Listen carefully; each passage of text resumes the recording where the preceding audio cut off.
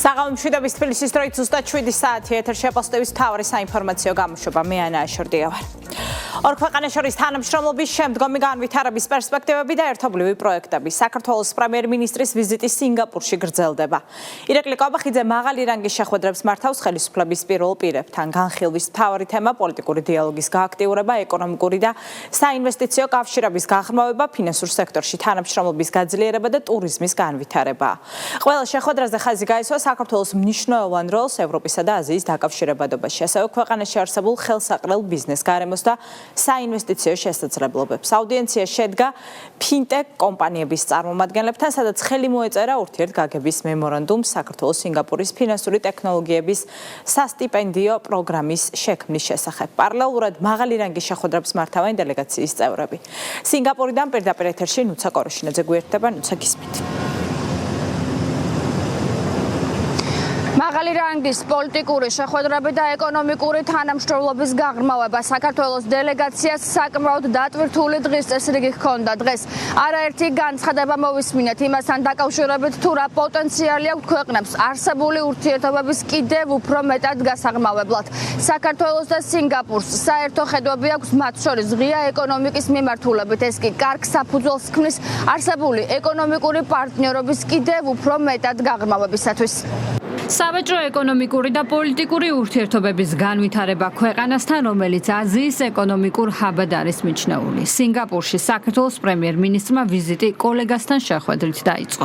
ორი ქვეყნის მთავრობების მეთაურმა ქვეყნებს შორის ნაყოფიერ ურთიერთობებზე ისაუბრეს, რომელიც ურთიერთპატივისცემასა და საერთო ინტერესებს ეფუძნება. გამოითქვა მზაობა როგორც პოლიტიკური დიალოგის, ასევე სავაჭრო ეკონომიკური და საინვესტიციო კავშირების გაღრმავებისთვის. ირაკლი კობახიძემ სინგაპურელი კოლეგა საქართველოში ვიზიტით მოიწვია. გარდა ამისა, მთავრობის მეთაურმა ისტანას რეზიდენციის საპატიო სტუმართა წიგნში სამახსოვრო ჩანაწერი გააკეთა.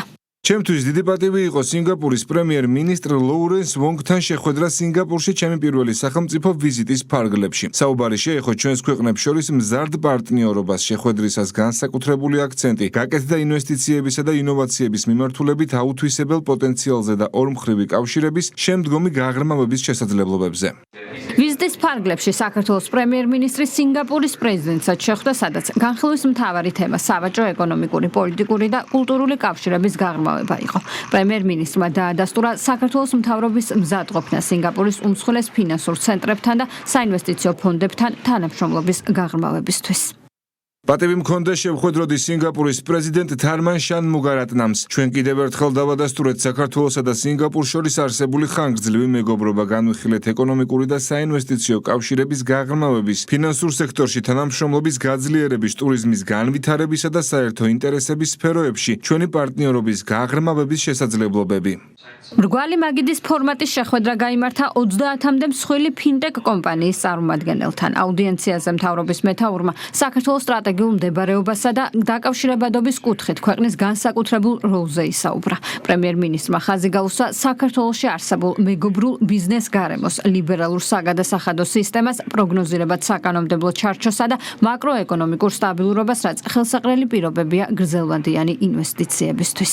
იცით, რომ ჩვენ ერთ-ერთი ის ქვეყანა ვართ, რომელსაც ბიზნესის კეთება არის საკმაოდ მარტივი, ქვეყანა, სადაც გადასახადები არის საკმაოდ დაბალი, მიმზიდველი არის საინვესტიციო გარემო და ამას პლუს ემატება ის სტაბილური და მშვიდობიანი გარემო, რომელიც საქართველოშია შექმნილი, რაც რა თქმა უნდა კიდევ უფრო მეტად აადვილებს ნებისმიერი უცხოური ინვესტიციის შემოსვლას ქვეყანაში. შეხვედრაზე კომპანია ტეზერმა, ფეივ ბანკმა და გლობალურმა საფინანსო და ტექნოლოგიურმა ქსელმა GFTN-მა ხელი მოაწერეს ურთიერთგაგების მემორანდუმს საქართველოს სინგაპურის ფინანსური ტექნოლოგიების სასტიპენდიო პროგრამის შესახებ. დოკუმენტი თბილისის სახელმწიფო უნივერსიტეტის ბიზნესისა და STEAM მიმართულების საუკეთესო სტუდენტებს შესაძლებლობას აძლევს ერთი სემესტრი სინგაპურის მართვის უნივერსიტეტში გაატარონ და სინგაპურის ფინტეკ ეკოსისტემაში ჩაერთონ. თავად კომპანიის წარმომადგენლებმა საქართველოში არსებულ ხელსაყრელ ბიზნეს გარემოზე ისაუბრეს და თქვეს, რომ ეკონომიკური პროგრესი, რომელიც ბოლო წლებში დაფიქსირდა, საქართველოს ინვესტორებისთვის კიდევ უფრო მიმზიდველ ქვეყანად ქმნის. Georgia is an incredibly dynamic place. საქართველოს წარმოუდგენლად დინამიკური ადგილია. ჩვენი პერსპექტივიდან ვხედავთ, რომ ქვეყანა სულ უფრო და უფრო იხსნება, ხოლო რეგულაციები სულ უფრო მკაფიო და გასაგები ხდება. ჩვენ ძალიან აღფრთოვანებულები ვართ. მე ვურჩევდი ყველას, ვინც ცენტრალურ აზიაში საქმიანობის დაწყებასთან გაფართოებას გეგმავს, რომ საქართველოს ძალიან ძლიერი კანდიდატია იმ ქვეყნებს შორის, საიდანაც ღირს დაწყება. With the successful საქართველოს ეკონომიკური წარმატების ისტორია, ადამიანური კაპიტალის განვითარების წარმატების ისტორია და ასევე ცენტრალური აზიისთვის საქართველოს მზარდი მნიშვნელობის ისტორია, ბევრად უფრო ფართოდ უნდა გაშღერდეს. მე უამრავ მსგავსებას ვხედავ ბოლო 50 წლის განმავლობაში სინგაპურის განვითარების გზასა და იმ პროცესს შორის, რომელსაც საქართველოს თხის გადის. ჩემი აზრით, ეს არის მცირე ქვეყნები, რომლებიც გაცილებით უფრო მნიშვნელოვან როლს ასრულებენ, ვიდრე მათი ზომიდან შეიძლება ვივარაუდოთ. We like Singapore. სინგაპურის მსგავსად საქართველოსაც აქვს შესაძლებლობა გახდეს რეგიონის ჰაბი. ასევე როგორც სინგაპურმა შეძლო ბიზნესების ნიჭიერი ადამიანებისა და ტექნოლოგიების მოზიდვა, რაც კომპანიებს საშუალებას აძლევს სწორედ აქ განთავსდნენ და შემდეგ მთელი რეგიონი მოიცვან. ზუსტად იმავე პროცესს ვხედავთ დღეს საქართველოშიც. გაფართოებული შეხვედრა გაიმართა Changi Airport International-ის აღმასრულებელ დირექტორთან, სადაც მართვის სფეროში გლობალური ლიდერი კომპანიის გამოცდილების გაზიარებისა და აეროპორტების განვითარების მიმართულებით თანამშრომლობის პერსპექტივები განიხილეს. ყურადღება გამახვილდა საქართველოში ტურიზმისა და ავიაციის სწრაფი ზრდის დინამიკაზე, ასევე საავიაციო ინფრასტრუქტურის განვითარების სტრატეგიაზე და იმ მსხვილ ინვესტიციებზე, რომლებსაც მთავრობა საქართველოს საერთაშორისო აეროპორტების ინფრასტრუქტურის განვითარებისთვის ახორციელებს. Changis აეროპორტი არის მსოფლიოში აღიარებული როგორც ერთ-ერთი საუკეთესო აეროპორტი მომსახურების ხარისხისა და ოპერირების თვალსაზრისით და ჩვენ განსაკუთრებით მოხარული ვართ, რომ ჩვენი ახალი აეროპორტი ვაზიანის საერთაშორისო აეროპორტის პროექტი მოექცა Changis მართველი გუნდის ინტერესის სფეროში და მათ ფაქტობრივად შეხვედრის მსვლელობისას დაგვიდასტურეს ძალიან დიდი ინტერესი, რომ მიიღონ მონაწილეობა იმ ტენდერში, რომელსაც საქართველოს მთავრობა გამოაცხადებს პარტნიორი კომპანიის შერჩევისას. ვიზიტის ფარგლებში მაღალი რანგის შეხვედრებს მართავენ დელეგაციის წარმომადგენლებიც. საქართველოს ეკონომიკის მინისტრმა ჩვენი ქვეყნის პოტენციალი სინგაპურის ციფრული განვითარებისა და ინფორმაციის, ასევე ჯანდაცვის სამინისტროების უფროს სახელმწიფო მინისტრს გააცნო. მხარეებმა თანამშრომლობის ახალი პრიორიტეტული მიმართულებები განსაზღვრეს და გამოხატეს მზადყოფნა გააღრმავონ პარტნიორობა, მათ შორის საქართველოს ინოვაციებისა და ტექნოლოგიების სააგენტოს მიმართულებით. მარიამ ქრივიშვილი სინგაპურის ტრანსპორტის მინისტრსა და ფინანსთა სახელმწიფო მინისტრსაც შეხვდა, სადაც მთავარი აქცენტი ტრანსპორტის, ლოჯისტიკის, სამოქალაქო ავიაციის, საზღვაო ტრანსპორტის, საინფორმაციო ტექნოლოგიებისა და ტურიზმის დარგებში თანამშრომლობაზე გაკეთდა.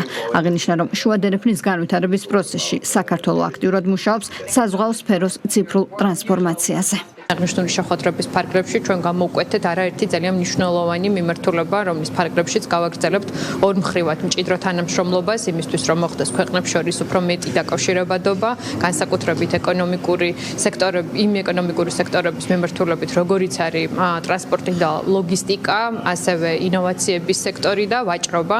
მაღალი დონის ვიზიტ სინგაპურში ორი ქვეყნის ურთიერთობები ახალ ეტაპზე გადახავს. დელეგაციის წევრები ამბობენ, რომ ორივე ქვეყანა დაინტერესებულია თანამშრომლობის შემდგომი განვითარებით, როგორც პოლიტიკური, ისე ეკონომიკური კუთხით. საგარეო საქმეთა მინისტრის განცხადებით, სექტორული მიმართულებებით მნიშვნელოვანი პოტენციალი არსებობს, მათ შორის ბიზნეს წრეებს შორის კავშირების კიდევ უფრო გაძლიერებისთვის. ორივე ქვეყანას აქვს ინტერესი იმისა, რომ განმავითაროთ თანამშრომლობა ჩვენს ქვეყნებს შორის, რაც თავისთავად ხელს შეუწყობს რეგიონებს შორის თანამშრომლობას და პარტნიორობას, რაც მნიშვნელოვანია როგორც სინგაპურისთვის, ასევე საქართველოსთვის და საქართველოს პოზიციონირებისთვის სამხრეთ კავკასიის რეგიონში და არა მხოლოდ უფრო ფართო რეგიონში. პოტენციალი ნამდვილად არის ორივე ქვეყანას შორის ურთიერთობების გაძლიერების და რა თქმა უნდა ჩვენ უნდა გადავდგათ ნაბიჯები იმისათვის, რომ ეს პოტენციალი სრულად იყოს გამოყენებული. სინგაპური გლობალური ფინანსების, ინოვაციების, ტექნოლოგიებისა და საერთაშორისო ვაჭრობის ერთ-ერთი ყველაზე გავლენიანი ცენტრია. მიუხედავად დიდი დისტანციისა, ორივე ქვეყანა თავის რეგიონში ფინანსურ და რეგიონულ ჰაბს წარმოადგენს. შესაბამისად, სინგაპურის გამოცდილება საქართველოსთვის მნიშვნელოვანია. სწორედ ამ მიზანს ემსახურება მთავრობის მეთაურის ვიზიტი, რომელიც ხვალ სინგაპურის საკანონმდებლო ორგანოს სპიკერს შეხვდება. სამკვირა გერმანიის ელჩის ვადის ამოწურვიდან და შესაძლებლობა ქართულ-გერმანული ურთიერთობების გადატვირთვისთვის. რამდენიმე თვიანი ლოდინის შემდეგ გერმანიაში საქართველოს ელჩი გერმანიის პრეზიდენტს რწმუნებათა სიგელებს გადასცემს. ცერემონია ხვალ ვილა ბორსიკში გაიმართება. ოფიციალური ბერლინის შეცვლილი მიდგომა ჩანს გერმანიის საგარეო საქმეთა სამინისტროს ქმედებაშიც უწყებამ ოფიციალური გვერდიდან საქართველოს შესახებ მცდარი ინფორმაცია უკვე წაშალა. დიპლომატიურ ურთიერთობებში პოზიტიური სიგნალები მას შემდეგ მოიკვეთა, რაც პეტერ ფიშერმა საქართველოში დიპლომატიური მისია დაასრულა. სწორედ მას უკავშირებს მმართველი გუნდი საქართველოსა და გერმანიას შორის 30 წლიანი მჭიდრო ურთიერთობების დაზიანებას და იმედს გამოთქვამს, რომ ახალი ელჩის დანიშვნის შემდეგ მიდგომები შეიცვლება. საულმე გობრონიძე კი ამბობთ. პეტერ ფიშერის წასვლიდან 3 კვირის შემდეგ ბერლინსა და თბილისს შორის დიპლომატიურ ურთიერთობებთან დაკავშირებულ ორ საკითხზე გერმანულმა მხარემ კონკრეტული ნაბიჯები გადადგა. საქართველოს ელჩის აკრედიტაციის პროცესი 10 თვიანი გაჭიანურების შემდეგ ხვალ დასრულდება. ამის შემდეგ კი ალექსანდრე კარტოზია გერმანიაში დიპლომატიურ მისიას ოფიციალურად შეუდგება. ამ პროცედურის ჩანიშვნის პარალელურად გერმანიის საგარეო საქმეთა სამინისტროს ოფიციალურ პორტალზე წაიშალა ის გვერდით, სადაც სალომე ზურაბიშვილი საქართველოს მოქმედ პრეზიდენტად იყო მოხსენიებული. პეტერ ფიშერის ელჩობის პირობებში თბილისიდან გაგზავნილი 4 ოფიციალური ნოტის მიუხედავად გერმანიის საგარეო საქმეთა სამინისტრო ოფიციალურ ვებგვერდზე მონაცემებს არ ანახლებდა. გერმანულმა მხარემ ეს თავდაპირველად ტექნიკურ ხარვეს დააბრალა, რეაგირება 4 თვის შემდეგ მოხდა და საქართველოს შესახებ არასწორი მონაცემებიც წაიშალა. ასეთი დამთხოვა ვერ იქნებოდა, რომ წავიდა ფიშერი და დაიწყო იმ ტყუილების წაშლა ვებგვერდიდან, რა ტყუილების წელიწად ნახევრის განმავლობაში იდო. თუმცა, აქაც ახლა მიამიტები არ ვარ და რა თქმა უნდა ბატონი ფიშერი დამოუკიდებლად ვერ იმოქმედებდა, ეს ყველაფერი მოდიოდა ცენტრალიზირებულად. თუმცა ის აქტორი, ვინც ასრულებს შემდეგ ამ დავალებებს, მასზეც ბევრი რაღაცაა დამოკიდებული და იგი ძალიან დიდი მოწადინებით ასრულებდა ამ ყველაფერს და რადიკალიზმში იყო პირდაპირ თავიდან ბოლომდე გახვეული. შესაბამისად, რა თქმა უნდა, მასთან დაკავშირებითაც არის ის, რომ რაღაცა ცვლილებები ხდება, თუმცა ამ შემთხვევაში სავარაუდოდ გერმანიის ხელისუფლება აპირებს, რომ გადახედოს იმ უსამართლო მიდგომას, რაც საქართველოსთან დაკავშირებით ბოლო წლების განმავლობაში ჰქონდა. მმართველი გუნდი საქართველოს-გერმანიას შორის 30 წლიანი ურთიერთობების დაზიანებაში პეტერ ფიშერის პასუხისმგებლობას ხედავს და კონკრეტულ ფაქტებზე მიუთითებს. ოპოზიციის მხარდაჭერა, ძალადობრივი აქციის მონაწილეებთან შეხვედრები, სისხლის სამართლის საქმეზე დაკავებული სასამართლო პროცესებზე დასწრება, ხელისუფლების მისამართით ღია კრიტიკული განცხადებები. ასე იხსენებენ ფიშერის 3 წლიან ელჩობის პერიოდს საქართველოში. დასახელებული ფაქტების მიუხედავად ნაციონალურ მოძრაობაში ფიშერის მოღვაწეობას სხვაგვარად აფასებენ. ოცნებამ დააზიანა გერმანიასთან ურთიერთობა. სწორედ ამ მიზეზებით რო განპირობებული ის, რომ ბატონ კარტოზიას აყოვნებდნენ იქ და ეს პროცესი იწლებოდა. საკანონმდებლო ორგანოს წარმომადგენლები იმედოვნებენ, რომ ორ ქვეყანას შორის ურთიერთობები ისტორიულ მეგობრობას და ჯანსაღი დიალოგის ფორმას დაუბრუნდება. გერმანიასა და საქართველოს ისტორიულად აქვს ძალიან კარგი ურთიერთობა და ამ ურთიერთობის მეთოდური გრევით იყო დაკავებული წინა ელჩი გერმანიისა ბატონი ფიშერი, რომელსაც ელჩის სახელი უბრალოდ ჰქონდათ, რომ სრულად გასული იყო დიპლომატიური ყველა ჩარჩოდან და ყველა სტანდარტიდან. მნიშვნელოვანია, რომ საქართველოს ყავდეს ელჩი გერმანიაში, შესაბამისად ჩვენი ქვეყნის ინტერესები რაც არის ეს დაფიქსირებული იყოს გერმანიის სახელმწიფოსთან. მას შემდეგ რაც გერმანიის ფედერაციული რესპუბლიკის აწუკვე ყოფილმა ელჩმა ბატონმა ფიშერმა დატოვა საქართველო და დატოვა ზოგადად დიპლომატიური სამსახური, ამის შემდეგ რამდენიმე დღეში დაიწყო იმ ხარვეზების გამოსწორება, რომელიც ძალიან უხერხულ სიტუაციაში აგდებდა, შეიძლება ითქვას, თავად გერმანიას და გერმანიის სახელმწიფოს და წარმოაჩენდა მათ არაჯანსაღ დამოკიდებულებას საქართველოსთან მიმართებით. ხვალ ბერლინის დროით 10 საათსა და 30 წუთზე ვილა ბორსიკში გერმანიის პრეზიდენტი ელჩების აკრედიტაციის ღონისძიებაზე პირველს ალექსანდრე კარტოზიას მიიღებს. ჩვენი ელჩი კი ფრანკ ვალტერ შტაინმაიერს რწმუნებათა სიგელს გადასცემს. პატიმრობა სიძულვილის ენის გამოყენების ფაქტზე საჯარო სივრცეში სხვა პირების სისტემატიური შეურაცხყოფის სასამართლოსა და სამართალდამცავი უწყებების დაუმორჩილებლობისთვის ვახო სანაია დააკავეს. თბილისის საქალაქო სასამართლომ უმაღლესი თანამდებობის პირის შეურაცხყოფისთვის ფორმულა ჟურნალის 14 დღიანი ადმინისტრაციული პატიმრობა შეუფერდა. ეს სანაიას მხრიდან მესამე სამართალდარღვევაა, წინა ორ შემთხვევაში ჟურნალისტს მხოლოდ ჯარიმა დაეკისრა, თუმცა მან თანხის გადახდაზე უარი განაცხადა. დეტალებით ნანუკა წითელაშვილი. რაც არ უნდა ჯარიმა დაწერონ, რა პატიმრობაც უნდა გამოიყენონ, რა საჟერიზომაც უნდა გამოიყენონ, არ გავჩუმდები. სინამდვილეში კი ვახო სანაიას გაჩუმება არავის უცდია. კანონს მის მიმართ მხოლოდ ერთადერთი მოთხოვნა ჰქონდა. ჟურნალისტს საჯარო სივრცეში სხვების შეურაცხყოფა უნდა შეეწყვიტა. მიუხედავად ამისა, სანაია ინტერნეტ სივრცეში სახელმწიფო პოლიტიკური თანამდებობის პირების მიმართ ბილწ და უხამს გამონათქვამებს პერმანენტულად იყენებდა. მას შემდეგ კი რაც მის მიმართ გამოყენებული ადმინისტრაციული ჯარიმები, სასამართლოს გადაწყვეტილებები და სამართალდამცავი უწყებების კანონიერი მოთხოვნები უშედეგო აღმოჩნდა. სასამართლომ კანონდარღვევის შესაწყობად ერთადერთ ეფექტიან ზომად ადმინისტრაციული პატიმრობა მიიჩნია. ვახო სანაია მის სახლთან დააკავეს. მე მიმაჩნია, რომ რაც წერია სტატუსში, სტატუსებში, ეს არის ჩემი პოზიცია. დაკავებამდე იყო სასამართლო პროცესი, სადაც ვახო სანაიას 14 დღიანი ადმინისტრაციული პატიმრობა შეეფარდა. სამართალდამრღვევმა შეურაცხყოფა საჯაროდ პარლამენტის თავმჯდომარესა და პარლამენტის წევრს მიაყენა. სანაია პირველია, ვისაც სიძულვილის ენის გამოყენების გამო პატიმრობა შეეფარდა და ვის მიმართაც სხვისი შეურაცხყოფის გამო 3 ადმინისტრაციული სამართალდარღვევის ოქმი შედგა. შინაგან საქმეთა სამინისტროს იურისტის თქმით, სანაია არ იხდიდა დაკისრებულ ჯარიმებს, არ ესწრებოდა სასამართლოს სხდომებს და სასამართლო გადაწყვეტილებებს მიუხედავად კვლავ აგრძელებდა იმავე შინაარსის განცხადებების გამოქვეყნებას. სწორედ სამართალდარღვევის განმეორებითმა და განგრძობითმა ხასიათმა განაპირობა ადმინისტრაციული პატიმრობის მოთხოვნა. ბატონი ვახტანგ სანაია არ ესწრება სასამართლოს სხდომებს, არ იხდის სასამართლოს მიერ დაკისრებულ ჯარიმებს და სასამართლო პროცესების პარალელურად აგრძელებს სამართალდარღვევით ქცევას. შესაბამისად, ვინაიდან სასამართლო გადაწყვეტილებებს ვერ ექნება ფორმალური ხასიათი, ჩვენი მხრიდან მიჩნეული იქნა, რომ მოცემულ საქმეზე შუამდგომლობის სახით უნდა დაგვეყენებინა პატიმრობის მოთხოვნა. ვახო სანაიას დაკავებას გამოეხმაურა როგორც ოპოზიცია, ისე მათი უცხოელი პარტნიორების ნაწილი. ცდილობს სასამართლოს გამოყენებით დააშინოს ყველა, ვინც სიმართლეს ამბობს და რეჟიმს აკრიტიკებს. ვახო სანაია ამ მხრივ განსაკუთრებით გამორჩეული ჟურნალისტია.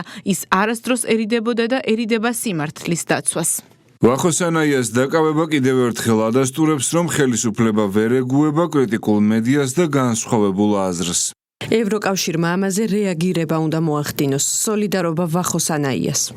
სახელისუფლებო გუნდში ოპოზიციის მიერ სიძულვილის ენის გამამართლებელი განცხადებების საპირისპიროდ სტრასბურგის სასამართლოს ბოლო სლოვენიის წინააღმდეგ მიღებულ გადაწყვეტილებას იხსენებენ, სადაც დადგინდა, რომ თუ პირი სისტემატიურად იყენებს სიძულვილის ენას, აყენებს სხვა შეურაცხყოფას და სუბუქი სანქციები არაეფექტიანია, მაშინ არა მხოლოდ ადმინისტრაციული, არამედ სისხლის სამართლებრივი პასუხისმგებლობის დაკისრებაც სრულ შესაბამისობაშია როგორც ევროპულ პრაქტიკასთან, ისე ადამიანის უფლებათა ევროპულ კონვენციასთან. სიძულვილის ენის მხარეს მდგომი ადამიანები იქნებიან ესენი ეგრეთ წოდებული პოლიტიკოსები თუ ეგრეთ წოდებული მედიის ეგრეთ წოდებული წარმომადგენლები თავიანთი ნაბიჯებით კიდევ ერთხელ ადასტურებენ სტრასბურგის სასამართლოს პრაქტიკას. სულ ბოლო პრაქტიკა სლოვენიის წინააღმდეგ მიღებული გადაწყვეტილება ზუსტად ასეთი იყო, რომ როდესაც არაერთი სახთელის გამოყენების მიუხედავად, როდესაც სიძულვილის ენით წარის წარმოდგენილი კონკრეტული ადამიანი აღარებს სხვას შეურაცხყოფას, ლახავს სხვის ღირსებას, არათუ ადმინისტრაციული სახთელის დაკისრება, არამედ სისხლის სამართლებრივი პასუხისმგებლობის დაკისრება სრულად შესაბამისობაშია ევროპულ პრაქტიკასა და მათ შორის კონვენციასთანაც. მაგალითები თუ გავყვებით, ხო, მაგალითებშიც რა თქმა უნდა აღმოჩნდება, რომ ყველაფერში ძალიან მყარად ვართ, მაგრამ სულ რომ კიდევ ერთხელ ვამბობ, მაგალითებს არ შევხედოთ, ნებისმიერი ჯანსაღი ადამიანისთვის აქ ყველაფერი არის ლოგიკური და მხოლოდ იმ ადამიანებისთვის არის ეს პრობლემა, ვინც დაკავებულები არიან იმით, რომ კლავიატურით აგინებენ მოქალაქეების დანარჩენ ნაწილს ცხოვრებაში. არაფერს არ წარმოადგენდნენ, არც დღეს არაფერს არ წარმოადგენენ. ერთადერთი შეუძლიათ, რომ Facebook-ის მეშვეობით ლანძღონ ადამიანები აგინონ, მიაყენონ შეურაცხყოფა, შეულახონ ღირსება. სიძულვილის ენის საჯარო შეურაცხყოფისა და ღირსების შემლახველი გამოხატვის წინააღმდეგ მკაცრი სამართლებრივი პრაქტიკა არსებობს როგორც ევროპის ქვეყნებში, ისე საქართველოს მეზობელ სახელმწიფოებში. მაგალითად, გერმანული გამოცემის ინფორმაციით კანცლერმა ფრიდრიხ მერცმა მის მიმართ ინტერნეტში გავრცელებული შეურაცხყოფელი განცხადებების გამო 1000-ობით სისხლის სამართლის საჩივარი შეიტანა, რომელთაგანაც 4999-ს პირადად მოაწერა ხელი. კიდევ ერთი მაგალითია სომხეთი, სადაც ხელისუფლებისადმი კრიტიკულად განწყობილი პოდკასტი ჭასტის, იმნემნიმის წამყვანები, ვაზგენ საღათელიანი და ნარეკ სამსონიანი ხულიგნობის ბრალდებით დააკავეს მას შემდეგ, რაც პრემიერ-მინისტრ ნიკოლ ფაშინიანსა და მმართველი გუნდის წევრების მიმართ უხამსი და შეურაცხყოფელი გამონათქვამები გამოიყენეს. მათ ურთვიანი წინასწარი პატიმრობა შეეფარდათ. ერთ-ერთ პოდკასტში დიდი ქართველი მწერლის ნოდარ დუმბაძის მიმართ გამოთქმული შეურაცხყოფელი იუმორი კვლავ მწვავე კრიტიკის საგანია საზოგადოებაში. მკვეთრად ნეგატიურმა გამოხმაურებებმა ნათლად აჩვენა, რომ ღირსების შემლახავი რიტორიკა და უხამსი გამონათქვამები კატეგორიულად მიუღებელია უმრავლესობისთვის, თუმცა მაინც გამოჩნდა ოპოზიციურად განწყობილი მცირე ჯგუფი, რომლებმაც უცენზურო გამონათქვამის გამართლებას სცადეს, სიძულვილის ენის გამავრცელებლებს კი მხარდაჭერა გამოუცხადეს. საზოგადოების მხრიდან ბოდიშის მოთხოვნას ისევ დუმილით პასუხობენ თავად გადაცემის მონაწილეები. ანა შანიძე გიამბობთ. ნოდარ დუმბაძე ნოდარ დუმბაძის შეურაცხყოფის მცდელობიდან თითქმის ერთი კვირა გავიდა. ზუსტად ამდენივე დრო საზოგადოების მწვავე რეაქციიდან. თუმცა YouTube პოდკასტის წამყვანსა და მონაწილეებს ბოდიში ამ დრომდე არ მოუხდიათ. მათ მიერ გამოყენებული სიძულვილის ენა საზოგადოების უმრავლესობამ დაგმო. თუმცა გამოჩნდა მცირე ჯგუფი, რომელიც კრიტიკას არ დაეთანხმა და უცენზურო ლექსიკის ავტორი გაამართლა. სოლიდარობა ონისე ოქრიაშვილს სინამდვილეში შენი სამოქალაქო პოზიციის გამო გერჩიან ონისე. ონისე ოქრიაშვილის წინააღმდეგ ერთადერთი მიზეზით ილაშქრებენ იბრძვის არ ჩერდება არასდროს იღლება და ზუსტად ვიცი ამ სიგიჟის მერე ბრძოლას ასჯერ უფრო დიდი ჟინით გააგრძელებს. სოლიდარობა ონისეს და მის ოჯახს. შენ ხარ ვენახოზე, რომ პატრიოტიზმის ცრემლების კდებად კინოებში ისეთი დამემართა გუშინდელ მარშზე გაგონილ ოლეოლაზე და პუტინ ხუილოზე და ეს ვისთვისაც სირცხვილია თავის ფარისევლურ სამყაროში გაუმარჯოს და კონფორმისტი ნოდარ დუმბაძის სიყალბეზე გაზრდილი ფასეულობები ჩუმად მაინც ატაროს და ნუქადაგებს ისედაც ცუდად გვაქვს საქმე. ნოდარ დუმბაძეს აგინესო და შეურაცხყოფა მიაყენესო, რამდენიმე დღეა სრული სიგიჟე ხდება სოციალურ ქსელებში და არ ყოფილა ეგრე. ესეთი ფორმით ხუმრობა ნათქვამი არ არის ადამიანის შეურაცხყოფისთვის გამიზნული. დღეს მე მინდა მხარდაჭერა გამოუხატო ონისე ოქრიაშვილს. ადამიანს აბრალებენ, რომ შეურაცხყოფა მიაყენა ნოდარ დუმბაძეს. ჯერთი ვინ არიან ისინი, რომ ნოდარ დუმბაძის სახელით ისაუბრონ. მათგან განსხვავებით საკითხზე არც ისე მკაფიოა ოპოზიციის პოზიცია. დღეს ნაციონალური მოძრაობის წარმომადგენელს ზუსტად 19 ჯერ ვკითხეთ. გმობდა თუ არა დიდი ქართველი მწერლის შეურაცხყოფის მცდელობის ფაქტს. მე არ ვიცი რა იყო ამ ყოველივე განცხადების საფუძველი, თუმცა შემიძლია ჩემი პირადი პერსონალური პოზიცია გავაცნო საზოგადოებას, რომ ნოდარ დუმბაძე არის ერთ-ერთი გამორჩეული მწერალი. უნდა მოიხადოს თუ არა ონისე ოქრიაშვილმა ბოდიში ნოდარ დუმბაძის საჯარო შეურაცხყოფისთვის და თქვენ გმობთ თუ არა მის საკითხზე? ვერ გეტყვით ესა თუ ის ადამიანი თავის ვერ გეტყვით ესა თუ ის ადამიანი თავის გადადგმული ნაბიჯების გამო რა სახის განცხადებებს გააკეთებს მომავალში. ნაციონალური მოძრაობისგან განსხვავებით უხამსი გამონათქვამის დაგმობა არ უჭირს საპარლამენტო ოპოზიციას. ხალხის ძალაში აღნიშნავენ, რომ შეურაცხყოფა არც გამოხატვის თავისუფლების ფარგლებში ჯდება და არც ევროპული ღირებულებების. წავიდე ეგ დრო მეგობრებო. როდესაც თქვენ რაღაც ტვინს ურევდით ახლა მათ შორის ახალგაზრდობას, რომ თურმე გინება და LGBT პროპაგანდა ევროპული ღირებულება ყოფილა და კრიტიკა, ჯანსაღი კრიტიკა და ტრადიციები ანტიდემოკრატიული პროცესი. წავიდა ეგ დრო, არავის აღარ ჯერა ამის, მაგრამ სხვა იარაღი რომ არ გააჩნიათ, აი ამას აკეთებენ. საკუთარი ქვეყნის გამოჩენილ მწერლებს, საზოგადოებრივ მოღვაწეებს ლანძღავენ და თანამობენ, ესო თანამედროვე სტანდარტებში ჯდებაო და თვითონ თუ გააკრიტიკე, ის უკვე ანტიდემოკრატიული პროცესია. ქვეყნის გარედან წახალისებული კამპანიის შესახებ საუბრობენ სახელმწიფო გუნდში. ქართულ ოცნებაში აღნიშნავენ, რომ ეროვნული ფასეულობების წინააღმდეგ ბრძოლა მიზანმიმართულია. რაც არის დაკავშირებული რა ვიცი სამშობლოსთან, ღირებულებებთან, ტრადიციასთან, იგივე ეკლესია, იგივე საპატრიარქო, ჩვენი მეფეები, დიდი მწერლები, ხო? ნუ ამას ჩვენ ვისმენთ წლების განმავლობაში, რომ ეს აგენტები შეურაცხყოფას შეგნებულად აყენებენ და მათთვისვე არის კონტრპროდუქტიული, ვინაიდან ის გაიდლაინები, რა გაიდლაინებითაც მათი პატრონები მუშაობენ სოფლიოს სხვადასხვა ქვეყნებში, იგივე ჩვენ რეგიონში, ხო საქართველოში ეს არ მუშაობს და პირიქით ამითი უფრო აძულებენ ისინი ქართულ მოსახლეობას თავს. რამდენიმე ათეული წელია ვხედავთ, რომ გარედან დაფინანსებით და გარედან წაკეზებით. ყველაფერი კეთდება, რომ არ არსებობდეს ქვეყანაში პატივსაცემი ადამიანი, პატივსაცემი ინსტიტუცია. ყველაფერი ის განულებული უნდა იყოს, რაზეც დგას რეალურად საქართველო და რეალურად დგას ქართველობა. ამ ყველაფრის გაგრძელება არის მათ შორის სოციალურ ქსელებშიც, სიზურლის ენის კამპანია, ეგრეთ წოდებულ პოდკასტებშიც გადაცემების კეთება, მაგრამ აქ მთავარი არის საზოგადოების რეაქცია, რომელიც ძალიან ჯანსაღად, ძალიან კრიტიკულად და შესაბამისად პასუხისმგებლობითაც უდგება ამ ყველაფერს და ამ მათი გარედან დაფინანსებული იქნება თუ დაორგანიზებული თუ წახალისებული კამპანიების შედეგები, კი ვიცით რაც არის, რომ არც არავითარი შედეგი არ დადგება. აქ უკვე საქმე გვაქვს გარკვეულ ჯგუფთან, რომელიც ცდილობს, რომ პირდაპირ თავს დაესხას ყველაფერს იმას, რაც არის ღირებული, რაც არის სათუთი ჩვენი საზოგადოებისათვის, ჩვენი კულტურისთვის. ეს არ ჯდება, რა თქმა უნდა, არც რაღაცა იუმორისტულ ჟანრში, ეს არ ჯდება არც რაღაც ტიპის შემოქმედებით, არ ვიცი, ჟანრში, ეს არის პირდაპირი თავდასხმა ჩვენს კულტურაზე, ჩვენს ეროვნულ ღირებულებებზე, ჩვენს იდენტობაზე.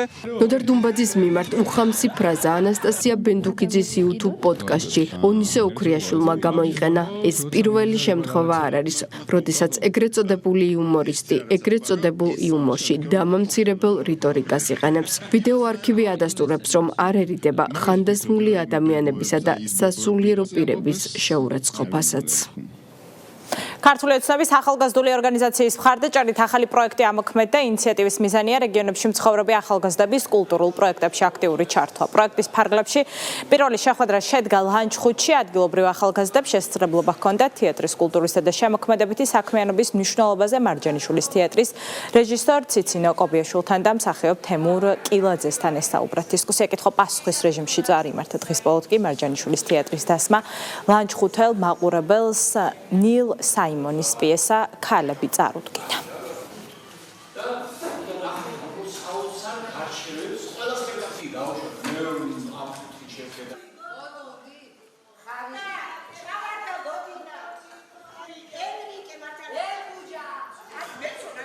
ქართული ოცნების ახალგაზრდული კონფერენციების ფარგლებში ახალგაზრდებმა არაერთხელ გამოთქვეს სურვილი, რომ რეგიონებში სურდათ კულტურული ცხოვრების გამრავალფეროვნება. მთავრობის მეთაურთან შეხვედრის შემდეგ გადაუწყვეტეთ, რომ კიდევ უფრო მეტად გავაქტიურებულიყავით ამ მიმართულებით. დღეს ვიმყოფებით ლანჩხუთში, ვხვდებით ადგილობრივ ახალგაზრდებს მარჯანიშვილის თეატრის დასთან ერთად და დღევანდელი ღონისძიება, დღევანდელი შეხვედრა ახალგაზრდებთან კიდევ ერთხელ არის დასტური იმისა, რომ ახალგაზრდული ინიციატივები და ახალგაზრდული ხმა ქართულ რეალობაში ნამდვილად ისმის.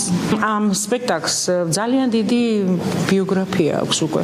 15 წელია ვთამაშობთ და 15 წელია არ შეცვლილა არც ერთი მსახიობი სპექტაკლში და 15 წლის უკან ხო იყვნენ ახალგაზრდები. დღეს უფრო ახალგაზრდები არიან და დღეს უფრო კარგები და ეს ყველაფერი, რაზეც ჩვენ მოგეფერებით დღეს ისეთი მნიშვნელოვანია. დღევანდელი შეხვედრის ფარგლებში თეატრალური დასის წარმომადგენლებმა საკუთარი პროფესიის შესახებ ინფორმაცია გაგვაცნეს ახალგაზრდებს და მსგავსი შეხვედრები მნიშვნელოვანია იმისათვის, რომ ჩვენ ავიმაღლოთ კომპეტენცია თეატრალური დასის მხრივ და გადავწყვიტოთ ის თუ შეგვიძლია თუ არა სხვადასხვა სპექტაკლებში მონაწილეობის მიღება და ზოგადად ამ როლების მორგება ჩვენი პროფესიიდან გამომდინარე. საქართველოს საერთაშორისო ვიზიტორების ყურადღების ცენტრშია ქვეყანას ბოლო 6 თვეში 3 მილიონამდე ტურისტი სტუმრობდა, მათ შორის 55,000 მხოლოდ ჩინეთიდან, რომელთანაც საქართველოს პირდაპირ საჰაერო კავშირი უკვე 3 მიმართულებით აქვს. სწორედ შანხაიდან შესრულებული პირველი რეისით ჩამოვიდნენ ჩინელი ტუროპერატორები და ინფლუენსერები თბილისში, რომლებიც სტუმრ მასპინძლობის ქვეყანაში სხვადასხვა ღირსშესანიშნაობებს, ქართულ სამზარეულოსა და ღვინის კულტურას გაეცნენ. დეტალებით თეკლა ბესტავაშვილი. საქართველოს პეიზაჟები, მრავალსაუკუნოვანი კულტურა, ღვინო და სტუმართმოყვარეობა, ჩვენი ქვეყნის უძველეს ისტორიასა და ტრადიციებს ახლა ჩინეთის მრავალმილიონიანი აუდიტორია ეცნობა. შანხაისა და თბილისის შორის პირდაპირი ავიამიმოსვლის დაწყების შემდეგ საქართველოში ჩინელი ტუროპერატორები, მედიის წარმომადგენლები და ინფლუენსერები იმყოფებოდნენ, რათა ქვეყნის ტურისტული შესაძლებლობები საკუთარი თვალით ენახათ. გაცნობიტი ტურის ფარგლებში 12 კაციანმა ჯგუფმა დაათვალიერა თბილისი, გაეცნო ტურისტულ მარშრუტებს, ქართულ სასამზარეულოსა და ღვინის კულტურას. ჩემთვის დიდი პატივია, რომ შანხაიდან თბილისის მიმართულებით პირველი ავიარეისით ვიმგზავრე ჩვენ გავეცანით საქართველოს მიმართულებას. ძალიან გვახარებს თბილისის ულამაზესი ხედების ხილვა. მიღებულ შთაბეჭდილებებს სულ უფრო მეტ მგზავრს გავუზიარებთ, რათა მათ ჩვენი ავიაკომპანიის საშუალებით ჩინეთიდან საქართველოში იმოგზავრონ. მოხარულნი ვართ, რომ გვეძლება ინდუსტრიის წარმომადგენლებთან შეხვედრის შესაძლებლობა. რეალურად ჩვენგან ცოტამ თუ იცის საქართველოს საოცარი ბუნებისა და შესანიშნავი კერძების შესახებ. მიმაჩნია, რომ ახალი მარშრუტი ორმხრივად მომგებიანი იქნება. ჩემს გამომწერებს აუცილებლად ვურჩევ, რომ საქართველოს ეწვიონ.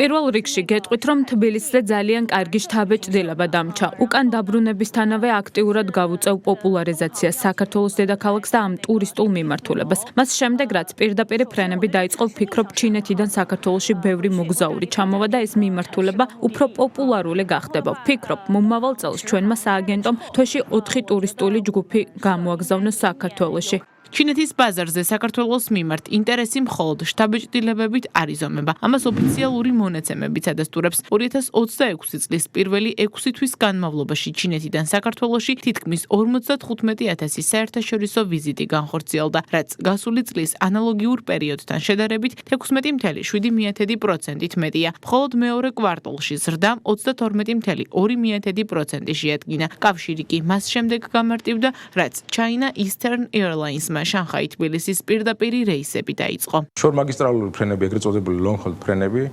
სრულდება ერთ-ერთი უმსხვილესი ჩინური ავიაკომპანიის China Eastern Airlines-ის მიერ, რომელიც კვირაში 3 სიხშირით დაფრინავს.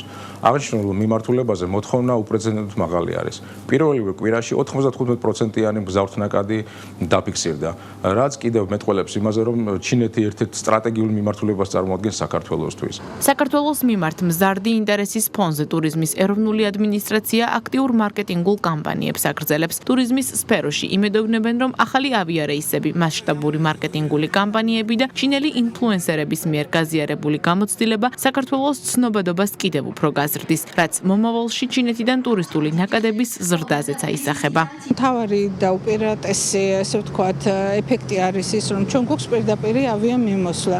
სწორედ ამაზე აგებული, ესე ვთქვათ, შეთავაზებების მთელი სპექტრი გვაძლევს იმის გარანტიას, რომ ჩვენ შევძლებთ მივიღოთ სტუმრები, რომლებიც გარკვეულ დანახარს გააკეთებენ ჩვენს ქვეყანაში, სარგებელს მოუტანს ადგილობრივ მოსახლეობას, დატვირთული იქნება სასტუმრო ინდუსტრია და ჩვენი, რა თქმა უნდა, ჰორეკა ბიზნესი. ჩინეთის ბაზარზე საქართველოს პოპულარიზაცია ეტაპობრივად ახალ ეტაპზე გადადის. პირდაპირი კავშირები, ციფრული პლატფორმები და პირადი გამოცდილებები კი ის გზებია, რომლითაც საქართველო მილიონობით პოტენციურ მოგზაურს კიდევ უფრო ახლოს ეცნობა.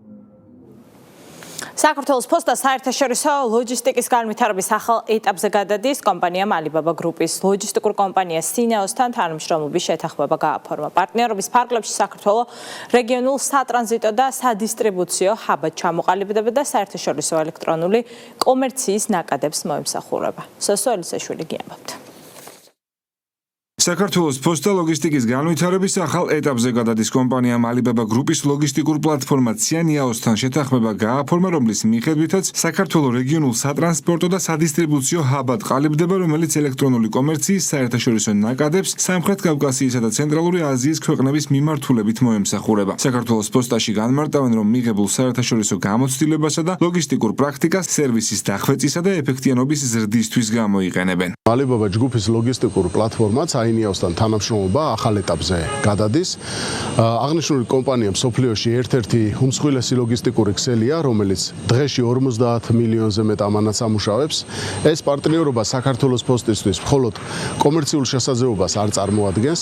ჩვენთვის ეს არის საუკეთესო საერთაშორისო გამოცდილებისა და თანამედროვე ლოგისტიკური პრაქტიკის გაზიარების შესაძლებლობა. ჩვენი მიზანია კიდევ უფრო გავაძლიეროთ საქართველოს როლი როგორც ევროპისა და აზიის დამაკავშირებელი რეგიონული ლოგისტიკური ჰაბისა, რაც ხელს შეუწყობს საერთაშორისო ელექტრონული კომერციის განვითარებას, ახალი ტვირთნაკადების მოზიდვას და მომხმარებლისთვის უფრო სწრაფი და ხარისხიანი მომსახურების უზრუნველყოფას.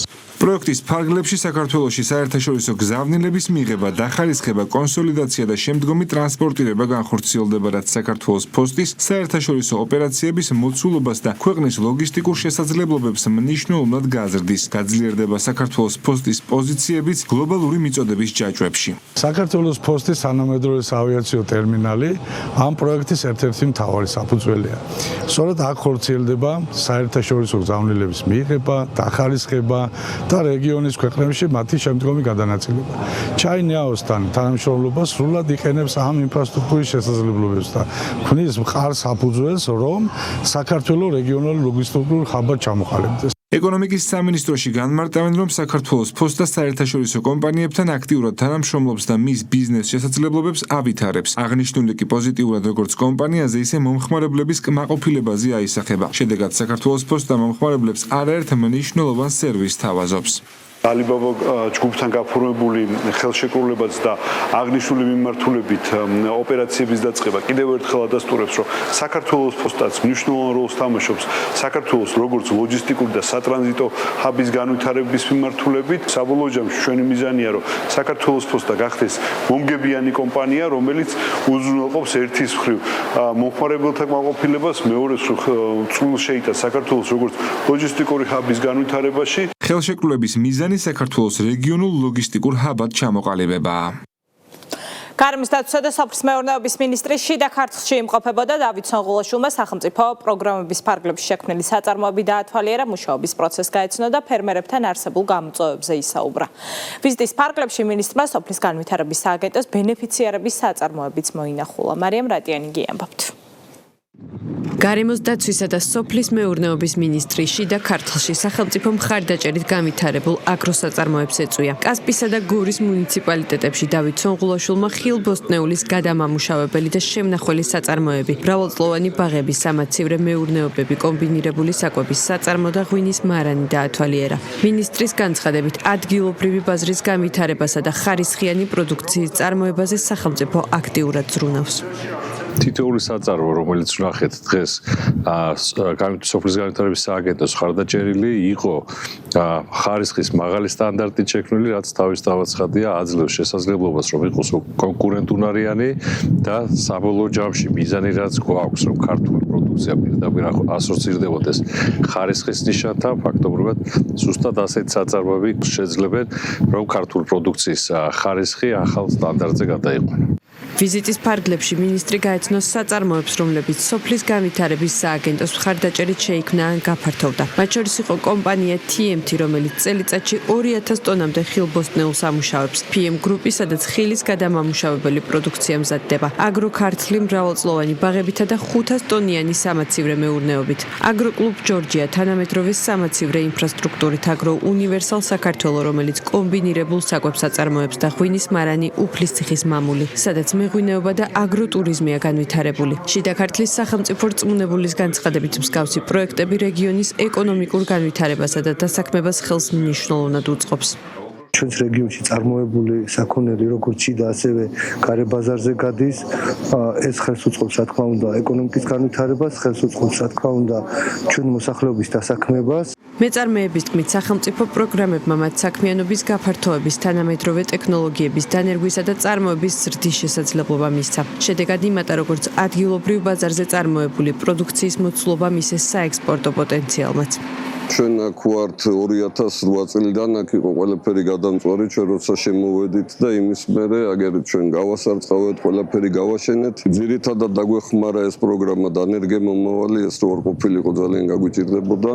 აგერ შექმნილი არის 500 ტონიანი მაცივარი და ეს თანამედროვე ევროპული ჯიშის ენერგები შემოვიტანეთ და ვაწარმოებთ ხილს. ამ მასშტაბის ობიექტის შექმნა ესეთი დახმარების გარეშე, სახელმწიფო დახმარების გარეშე ძალიან რთული. 18 კილომეტრში ვესაზღვრებით, ასე ვთქვათ, ეგრეთ წოდებულ სადემარკაციო ხაზს და სპეციალურად გადავწყვეტეთ, რომ ეს ქარხანა აგვეშინებინა აქ, რომ ეს მოსახლეობა, რომელიც აქ ჩარის დარჩენილი და ასე ვთქვათ, მედგრად განან, მისი პროდუქცია მიგვეყოდა ფინანსური სარგებლები ჰქონოდა. ეს პროგრამები რო არ ყოფილიყო, ალბათ არც მოვინდომებდით, იმიტომ რომ ეს ფუნდამენტურად მომხიბვლელს ხდის ამ სექტორში ინვესტირებას რა. და ჩვენ ვფიქრობთ, რომ გავაგრძელებთ კიდევაც ინვესტირებას და ასევე სახელმწიფო ამ პროგრამების გამოყენებასაც. შიდა ქართლში განხორციელებული პროექტების მაგალითის მიხედვით სახელმწიფო მხარდაჭერა ხელს თანამედროვე აგროსაწარმოების განვითარებას, ახალი სამუშაო ადგილების შექმნასა და ქართული პროდუქციის კონკურენტუნარიანობის ზრდას შეუწყობს. ტემპერატურის მატებასთან ერთად იზრდება ტყის ხანძრების რისკიც. ბოლო წლების სტატისტიკა აჩვენებს, რომ ტყის მასივებში ცეცხლის გაჩენის ერთ-ერთი მთავარი მიზეზი დაუდევრობაა. სწორედ ამ მიზნით გარემოს დაცვის სამინისტრო კონტროლს ამკაცრებს, ამასთან მოსახლეობას მოუწოდებს ტყეში გადაადგილების დროს განსაკუთრებული სიფრთხილე გამოიჩინონ და დაემორჩილონ დადგენილ აკრძალვებს. კანონი ხანძრის გაუფრთხილებლად გამოწვევისთვის ჯარიმებთან ერთად 4-დან 8 წლამდე პატიმრობას ითვალისწინებს. დეტალებით ლევან წუწუნავა. ტყის ხანძარი ერთ-ერთი ყველაზე საშიში ბუნებრივი კატასტროფაა, რომელიც დიდ ზიანს აყენებს გარემოს, ცხოველთა სამყაროსა და ადამიანებს. მისი გამომწვევი მიზეზები შეიძლება იყოს როგორც დაუდევრობა, ისე ბუნებრივი მოვლენები. ტყეში ხანძრის გაჩენის რისკი განსაკუთრებით ზაფხულის ცხელ დღეებში იზრდება, როდესაც ხანგრძლივი სიცხეების გამო ბალახი, ფოთლები და ხეები გამომშრალია. ეროვნული სატყეო სააგენტო მოსახლეობას კიდევ ერთხელ მოუწოდებს განსაკუთრებული სიფრთხილე გამოიჩინოს და ტყეში მოქმედი სახანძრო უსაფრთხოების წესები დაიცვას. სახელმწიფო ტყის ტერიტორიაზე რეგიონული სატყეო სამსახურების თანამშრომლები აქტიურად პატრულირებენ და შესაბამის რეკომენდაციებს გასცემენ. ტყის ხანძრით განადგურებული ეკოსისტემა ნიშნავს იმას, რომ ჩვენ დავკარგეთ ეკონომიკური სარგებელიც ამ ტყეებიდან, ნიშნავს, რომ დავკარგეთ ხშირ შემთხვევაში სუფთა წყალი, ჯანსაღი გარემო, თავად ცხოველები, ფრინველები თუ ყველა ცოცხალი ორგანიზმი, რომელიც ამ ტყეში ცხოვრობენ და ესეთ ჯაჭვს ქმნიან ეკოსისტემურს. ტყის ხანძრების პრევენციის მიზნით ქვეყნის მასშტაბით ხანძარ საშიშ და ტურისტულად დატვირთულ ტერიტორიებზე განთავსებულია საინფორმაციო გამაფრთხილებელი ნიშნებიც. QR კოდის მეშვეობით ვიზიტორებს შეუძლიათ გაეცნონ ტყეში უსაფრთხო გადაადგილების წესებს, ასევე იმ მოთხოვნებს, რომლებიც საპიკნიკე ადგილების მოწყობასა და კოცონის დანთებას ეხება. ბანერზე მოთავსებული არის ინფორმაცია თუ ტყეში კოცონის დანთების წესის შესახებ, რომ უნდა გქონდეს მოწყობილი სპეციალური ბაქანი, რომლის გარშემო სადღაც დაახლოებით მეტრ-ნახევრის ტერიტორიაზე უნდა გავასუფთავოთ ხმელი წიწვებისგან, ბალახისგან, ტოტებისგან და სხვა მარტივად აალებადი საგნებისგან. სახელმწიფო ტყის ტერიტორიაზე ცეცხლის დანთება აკრძალულია ხეების ვარჯის ქვეშ, წიწვოვან მოზარდ ტყეში, ძველ ნახანძრალებში, ტყის დაზიანებულ უბნებში, დამზადების ნარჩენებისგან გაუწმინდავ ტყეკაფებში, გამოუზიდავი მერქნის განთავსების ადგილებში, ასევე ტორფიან და გამხმარ ბალახიან ტერიტორიებზე. თუ გავაანალიზებთ გასული 10 წლის მონაცემებს, საქართველოში ტყის მასივის დაახლოებით 6500 ჰექტარამდე ფართობი დაიწვა, რაც უნდა აღინიშნოს, რომ საკმაოდ საგანგაშო ციფრია. საქართველოს ადმინისტრაციულ სამართალდარღვევათა კოდექსის თანახმად, ტყეში სახანძრო უსაფრთხოების მოთხოვნების დარღვევისთვის, რასაც ხანძარი ან მისი გავრცელება მოყვა 300-დან 500 ლარამდე ჯარიმაა განსაზღვრული. ხოლო ტყეში დაუდევრობით გამოწვეული ხანძრის შემთხვევაში კანონმდებლობა 4-დან 8 წლამდე თავისუფლების აღკვეთას ითვალისწინებს. მსოფლიოს პრესტიჟულ სასწავლო შეჯიბრებებზე საქართველოს ეროვნულმა ნაკრებმა გუნდებმა წარმატებით იასპარეზეს. მათემატიკის, ფიზიკის, ქიმიისა და ბიოლოგიის ოლიმპიადებზე ახალგაზრდებმა ოქროს, ვერცხლისა და ბრინჯაოს მედლები, ასევე საპატიო სიგელები მოიპოვეს. წარმატებული შედეგები ჩინეთში, უზბეკეთში, ლიეტუვასა და კოლუმბიაში გამართულ კონკურსებზე დაფიქსირდა. მიღწეული შედეგები განათლების სამინისტროს შეფასებით მოსწავლეთა მაღალი მომზადების კიდევ ერთი დასტურია. ბორინა ონიანი გიამბობთ. ვიცოდი რომ შანსი მქონდა ოქროს მედლის მოპოვების, მაგრამ მაინც თავს ზედმეტი მედლებს არ ვაძლევდი და სანდრო ჟღენტმა საერთაშორისო ოლიმპიადაზე ოქროს მედალი მიიღო. კომაროვის ფიზიკა-მათემატიკის საჯარო სკოლის მოსწავლე შანხაიში მათემატიკის 67 საერთაშორისო ოლიმპიადაში მონაწილეობდა. ვერცხლისა და ბრინჯაოს მედლები დაიმსახურეს ამავე სკოლის მოსწავლეებმა ირაკლი შეროზიამ და თევდორე ონაშვილმა. ოლიმპიადაზე საქართველოს ნაკრებმა ოქროს მედლის მფლობელ ქვეყნებს შორის 22-ვე ადგილი დაიკავა. ხარდაჭერა რაც მქონდა, იყო ჩემთვის ძალიან დიდი სტიმული და მომავალ წელსაც გავაგრძელებ მათემატიკის ოლიმპიადებში მონაწილეობის მიღებას და ვეცებ მომავალ წელსაც რაც შეიძლება კარგი შედეგი დავდო. მე ავიღე ვერცხლის მედალი და ძალიან მიხარია რომ ასეთი შედეგი დავდე. და ისიც მიხარია რომ საქართველოს ასეთი კარგი შედეგი დადო. ოლიმპიადაზე სამ გავიდოდით, იქამდე გქონდა ერთთვიანი ინტენსიური მოსამზადებელი მეცადინეობები, რასაც სახელმწიფო აფინანსებდა. მათემატიკის საერთაშორისო ოლიმპიადაში მონაწილეობამ შემძინა სურვილი, რომ ვასახელო ჩემი თავი და ასევე ჩემი ქვეყანა. მათემატიკის გარდა საერთაშორისო ოლიმპიადები ფიზიკის, ქიმიისა და ბიოლოგიის მიმართულებით ჩატარდა. სხვადასხვა სასწავლო დისციპლინაში საქართველოს გუნდებმა წარმატებითი ასპარეზეს და მედლებთან ერთად საპატიო სიგელებიც დაიმსახურეს. ჩვენ პირველივე ოლიმპიადიდან მონაწილეობთ ევროპის ფიზიკის ოლიმპიადაში საქართველოში, საქართველოს გუნდი და წელს ავიღეთ 2 ბრინჯაო და 1 საპატიო სიგელი. წარმატებით ასპარეზობას წინ ოლიმპიადისთვის მზადების პერიოდი უძღოდა. ნაკრებმა გუნდებმა თეორიულ-პრაქტიკული წვრთნები გუნდების ლიდერებისა და ასისტენტების ხელმძღვანელობით გაიარეს. ფიზიკის ოლიმპიადა წელს ჩატარდა კოლუმბიაში, იყო 4 ივლისიდან 10 ივლისის ჩათვლით, სადაც მონაწილეობას იღებდა ჩვენი ფიზიკის ნაკრები 5 მოსწავლე და წელს ჩვენ შედეგი არის 1 ბრინჯაოს მედალი და 4 საპატიო სიგელი. რაც რა თქმა უნდა ძალიან გასახარი შედეგია და ჩვენ ყოველ წელს ვცდილობთ რომ მაქსიმალურად კარგი შედეგი დავდოთ. ბოლო პერიოდში ეროვნულ ნაკრებებში მათემატიკაში, ფიზიკაში, ინფორმატიკაში და STEM-ის მიმართულებით, ბიოლოგიაში და ქიმიაში ჩვენი მოსწავლეები აქტიურად იღებენ მონაწილეობას და უმრავლესობა ჩვენი მოსწავლეები ხდებიან, რაც ჩვენთვის ძალიან საამაყოა. საქართველოს ნაკრების გუნდებმა სხვადასხვა ოლიმპიადაზე განათლების სამინისტროს ფინანსური მხარდაჭერით იასპარეზეს. განათლების მინისტრის განცხადებით მნიშვნელოვანია, რომ ახალგაზრდების საერთაშორისო ოლიმპიადებში წლიდან წლამდე აუმჯობესებენ შედეგებს და ამ მიმართულებით მათი მხარდაჭერა მომავალშიც გაგრძელდება. მაქსიმალურად ვზრდით დაფინანსებას იმისთვის, რომ რაც შეიძლება მეტ ოლიმპიადაში მიიღონ ჩვენმა მოსწავლეებმა მონაწილეობა. სამინისტრო მომავალშიც გააგრძელებს ამ ხრივ მხარდაჭერას, რამე თუ აღნიშნული მნიშვნელოვანია როგორც ქვეყნის საერთაშორისო ასპარეზზე წარმოჩენის მიზნით, ასევე მნიშვნელოვანია იმ კუთხითაც, რომ საქართველოში უფრო მეტი პოპულარიზაცია გაეწიოს STEM მიმართულებებს. საერთაშორისო ოლიმპიადისთვის ეროვნული ნაკრების შერჩევა, მომზადება და ოლიმპიადაში მონაწილეობა შოთა რუსთაველის საქართველოს ეროვნული სამეცნიერო ფონდის ადმინისტრირებით განხორციელდა. გუნდების შესარჩევად ფონდიდან ყოველწლიურად 600,000 ლარზე მეტი იხარჯება. მინდა მივულოცოთ ყველა ქართველს და მთლიანად საქართველოს, რამე თუ ეს წარმატება არის მთლიანად საქართველოს წარმატება, ფიქრობ, რომ ჩვენი გამარჯვებული მოსწავლეებისთვის ეს მხოლოდ წარმატების დასაწყისია. საერთაშორისო სასწავლო ოლიმპიადები ყოველწლიურად ტარდება და მასშტაბურობით გამოირჩევა. ქართველმა ახალგაზრდებმა 2026 წელს არაერთ მნიშვნელოვან საერთაშორისო შეჯიბრებაზეც მიაღწიეს წარმატებას. ეს ყოფასტოვის საინფორმაციო გამოშვება 7 საათზე, მე ხოლმე გემშვიდობებით.